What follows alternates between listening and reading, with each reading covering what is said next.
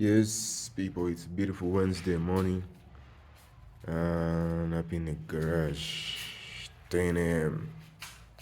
right here in Kampala. I'm in my garage. I have to fix a few things on the bike, as usual. So what we have today is I ran into a little problem. This is my petcock, and one of the parts, this these upper parts. This one slipped off. It can no longer fit in very well, so it's slipping. So and I don't understand the thread inside there. I think something broke. Maybe one of these got worn off. So I can no longer have it on the tank. There, it cannot hold. So and I've always wanted to do this. So I got an alternative. Looked around in the plumbing shops, stores around, and I picked this piece up. There's so many other options, but I zeroed onto this piece. I want to go down there, but of course it cannot fit in these threads.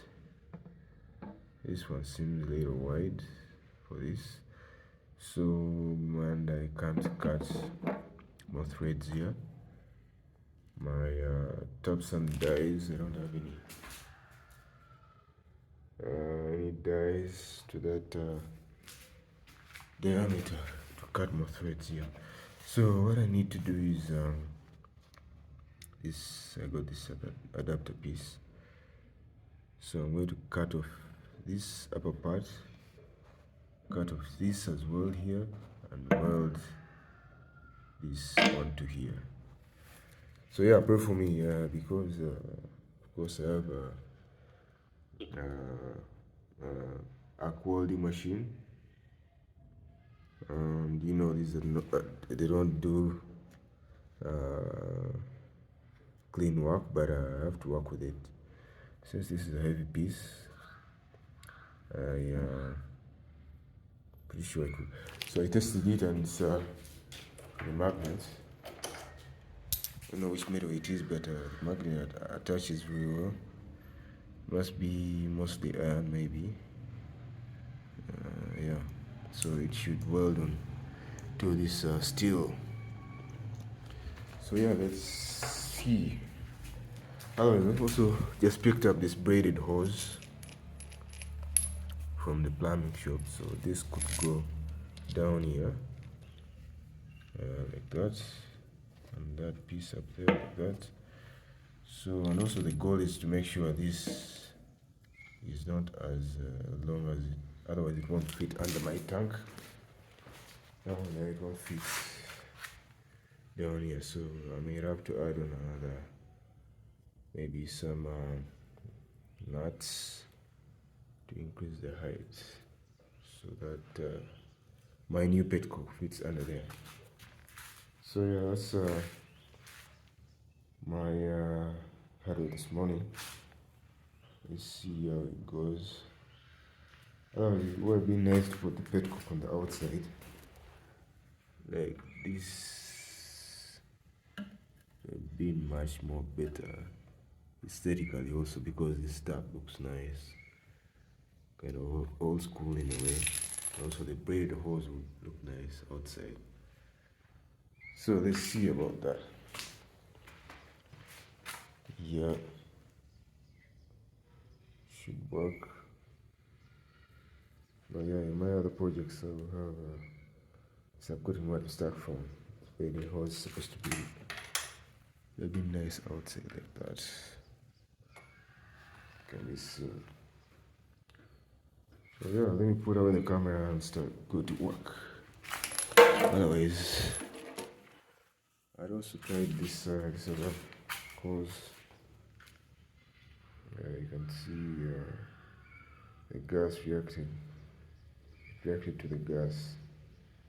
So I hadn't run a tank yet onto it. That's why this other part is fine, but down there I'd connected it to my fuel filter. So some fuel leaked in up here, and left it with it. So I don't know. But inside it looks fine. It's like it can go. Give it a try the other some other time. For now, let's do that. Let me see.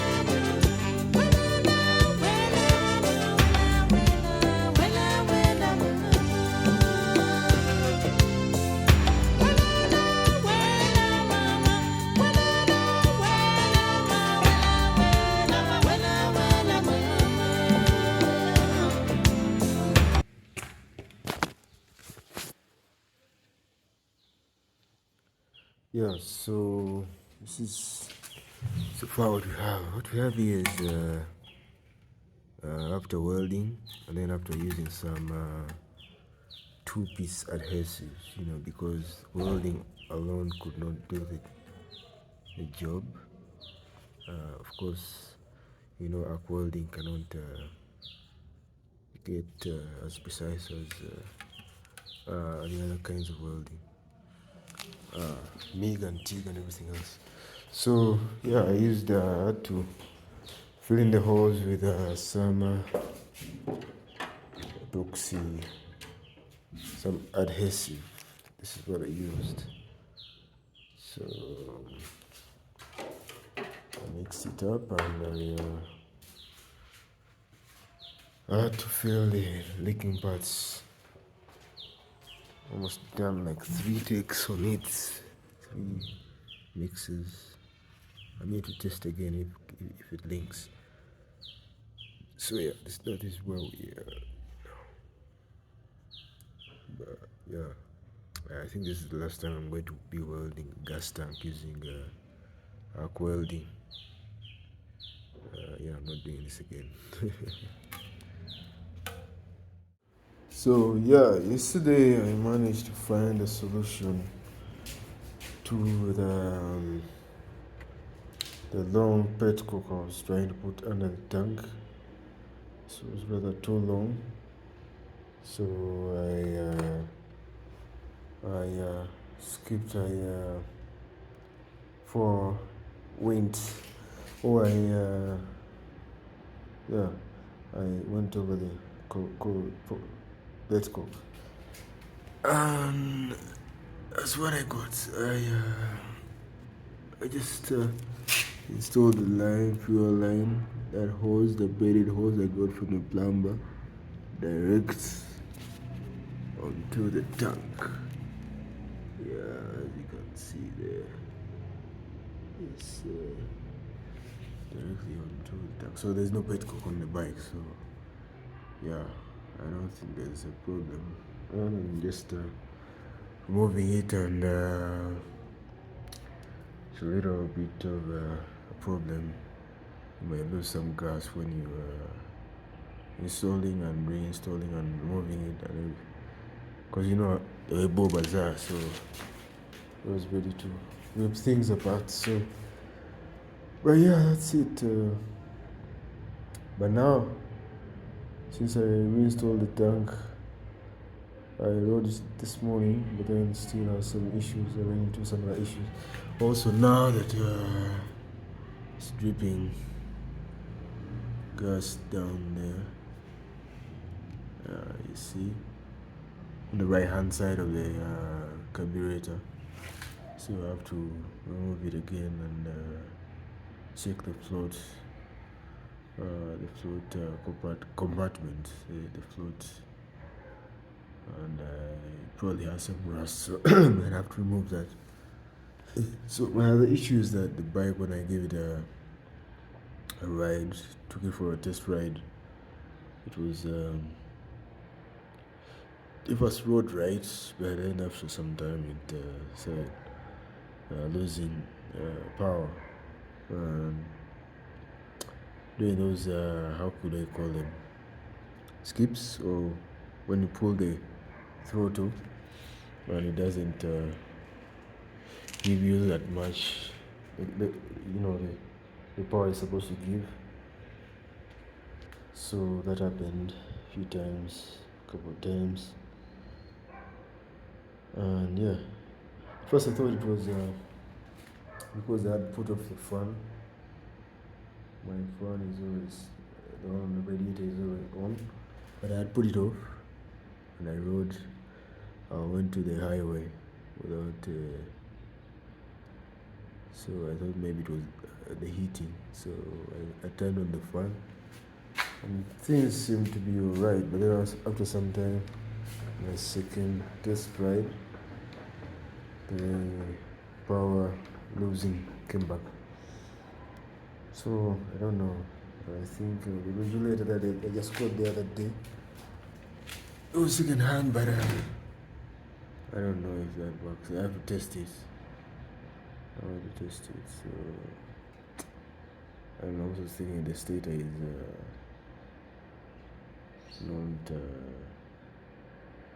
Well, let's see. Let me test first.